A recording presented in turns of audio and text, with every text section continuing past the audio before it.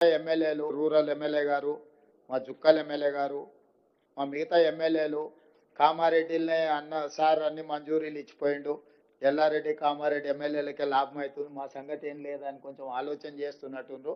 నేను మా శ్రీతక్కకు సూచన చేస్తున్నా, నిజామాబాద్ ఉమ్మడి జిల్లాలో ప్రతి శాసనసభకు సంబంధించిన సమస్యల్ని మీరు ప్రత్యేకంగా వాళ్ళందరినీ పిలుచుకొని సమీక్ష చేసి అధికారులందరికీ కూడా సూచన చేస్తున్న ఉమ్మడి మహబూబ్నగర్ ఉమ్మడి నిజామాబాద్ జిల్లాకు సంబంధించిన అన్ని శాసనసభ నియోజకవర్గాలకు సంబంధించి వరదలు ఈ ఈ విపత్కర పరిస్థితులను అడ్రస్ చేయడానికి అవసరమైన ప్రణాళికలు ఆయా కలెక్టర్లకు చెప్పండి.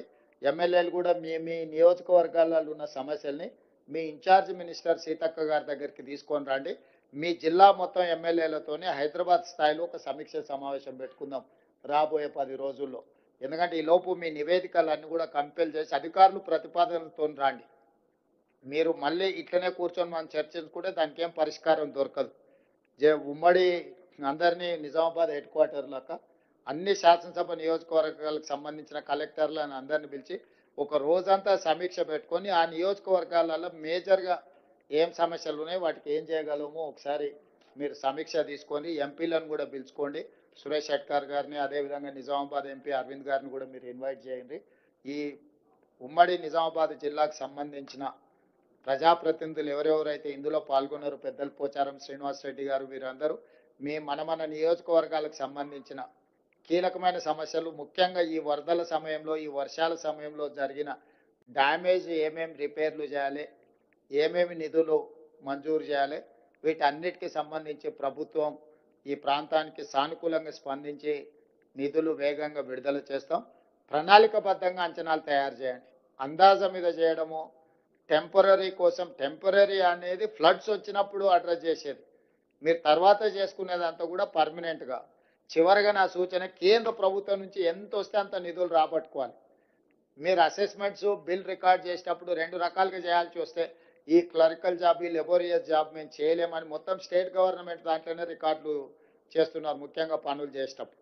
నేను స్పష్టంగా చెప్తున్నా, కేంద్ర ప్రభుత్వం నుంచి ఎంత తీసుకోవడానికి అర్హత ఉందో మీరు అంత అమౌంట్ అందులో రికార్డ్ చేయండి. మిగతాది స్టేట్ గవర్నమెంట్ ఇచ్చినట్టుగా బిల్ రికార్డ్ చేయండి.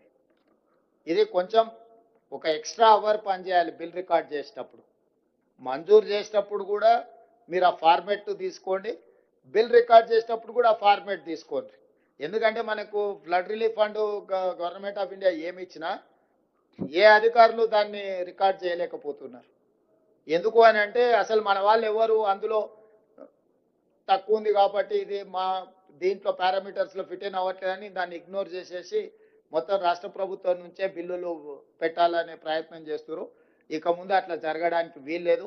కేంద్ర ప్రభుత్వ నామ్స్ ఏమేమి ఉన్నాయి దాని ప్రకారం మీరు కంప్లీట్గా రికార్డ్ బిల్ చేయండి. వీరందరికీ కూడా రాష్ట్ర ప్రభుత్వం నుండి 5 లక్షల రూపాయల ఆర్థిక సహాయం చేయడం జరుగుతున్నది. అదేవిధంగా కోళ్ల ఫారంలో చిక్కుకున్నటువంటి ముగ్గురిని ఎస్డిఆర్ఎఫ్ సిబ్బంది కాపాడడం జరిగింది. వారికి రాష్ట్ర ప్రభుత్వం